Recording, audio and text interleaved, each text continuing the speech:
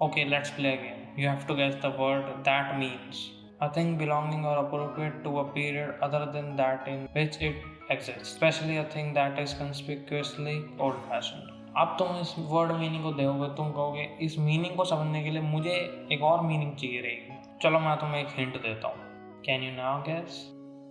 Correct, is anarchism. Anarchism, मुझे पता है, मैंने इसकी प्रोनाउंसिएशन पे एकदम हक दिया। एनीवेज, इससे पहले मैं आगे बढ़ूँ, मुझे तुम्हें बताना चाहिए there is a difference between Monaco GP and Monaco circuit. GP एक F1 इवेंट है जहाँ पे मोनाको सर्किट जो एक्चुअल स्ट्रीट है वो यूज होती है। Idiots. And we join the F1 grandstand filled with passionate celebrities eagerly watching the Monaco GP। उनके सामने से कार्स ओवरटेक करते हुए जा रही हैं जैसे कि वो इंडियन रोड हो। इस पिछले सेंटेंस में तुमने 3 झूठ पकड़े होंगे मेरे। फर्स्ट, इंडियन रोड्स आसान भाषा में नॉट F1 फ्रेंडली, इतनी वाइड ही नहीं है। जो जितने भी सेलिब्रिटीज मोनाको जीपी पे आते हैं वो बिल्कुल भी पैशनेट नहीं है F1 के बारे में। Third, Monaco is boring as fuck. तुम ये सुन के कहोगे मेरे से कि मोनाको हेट मत कर, क्योंकि वो बेस्ट स्ट्रीट सर्किट है F1 जहाँ पे वो मोनाको की वजह से ही है, और इज्जत देना सीख ले, तेरे घर में बूढ़े लोग नहीं है क्या? और इस पे मैं तुमसे 3 चीज़ कहूँगा। First, cool down mister. Second, मुझे इसकी हिस्ट्री पता है, आई डोंट।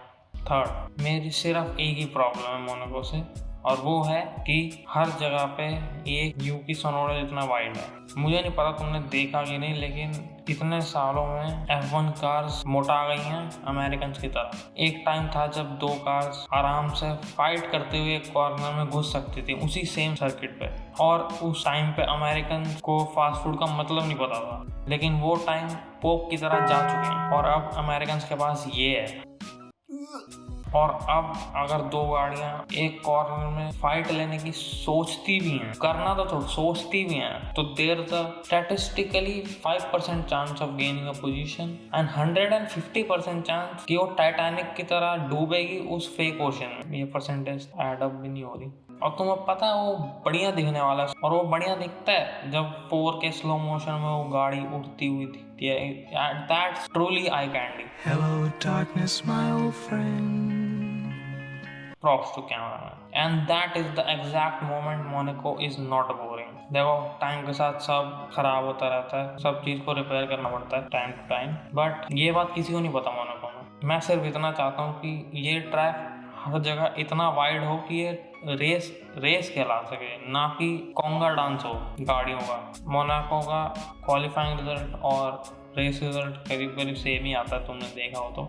अगर तुम क्वालिफाई अच्छा करते हो और रेस में कुछ एकदम स्टूपिड स्ट्रैटेजी यूज नहीं करते और क्रैश ना करो और डिस्क्वालीफाई वगैरह, और अपनी टीम में तो क्रैश बिल्कुल भी मत करना, than good. If you didn't, you only get 2 options then, sink like Titanic or crash like Ocon। Monaco GP में लास्ट ईयर जो टॉप 10 क्वालिफाई कर रहे थे, वो रेस एंड भी उसी पोजीशन में कर रहे हैं। 0 positions gain, 0 positions lost. I mean that's not even boring at this point. ये चीज़ कभी F1 हिस्ट्री में कभी नहीं। तुम समझ रहे हो क्या क्या लेवल हो गया है? गाड़ियाँ कितनी वाइड हो गई हैं अमेरिकन की तरह। ओबेसिटी रेट देखो तुम बस, इस साल भी यही होने वाला। हम हिस्ट्री की बात कर ही रहे हैं, तो ये ट्रैक फर्स्ट यूज हुआ था 1929 में। 100 साल होने वाले हैं इस ट्रैक को, जब लोगों को लगता था smoking is actually good for you, and race cars के पास उतना ही डाउन फोर्स होता था जितना एक वॉशिंग मशीन में होता है। भीड़े वाले ज़माने में मोनाको का मतलब बनता था। कार बाथटब की साइज़ की होती थी, ड्राइवर्स ऐसे दिखते थे, राइट ब्रदर जैसे। ओशन में डूबने से उनको सिर्फ एक चीज रोक रही थी, and that's pure will power. बहुत अच्छा है। और यहाँ अब 2025 में हम अभी भी ये सोच रहे हैं this is a good race location. क्या दुनिया में रहते हैं भाई साहब। F1 ऐसे नो ओवरटेकिंग हेल को अपने करंट से हटाएगा नहीं और इंडिया को जोड़ेगा नहीं। चलो, कौन ही होता हूँ मैं बोलने वाला, बिल्कुल कोई नहीं।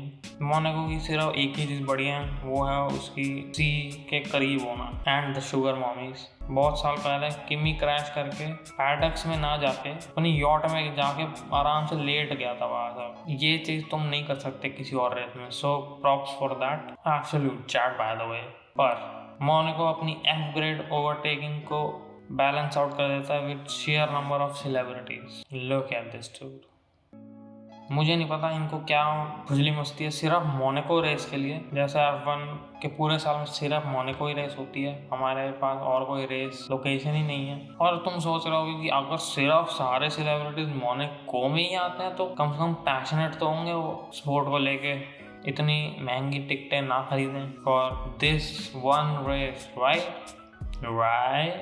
Cue the videos.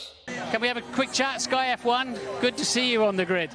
He said, well, the deal is everybody has to speak on the grid, but, you know, hey. I can't hear anything. Okay, all right, well, I'm sure it would have been extremely interesting. तुमने देखा? We see you quite often. Great atmosphere here on the grid. I love Ferrari cars, but Lewis is my brother, and I'm here with Richard Mille. Dumbass! He's a very good friend of all of us. So we always know what time it is. An idiot sandwich.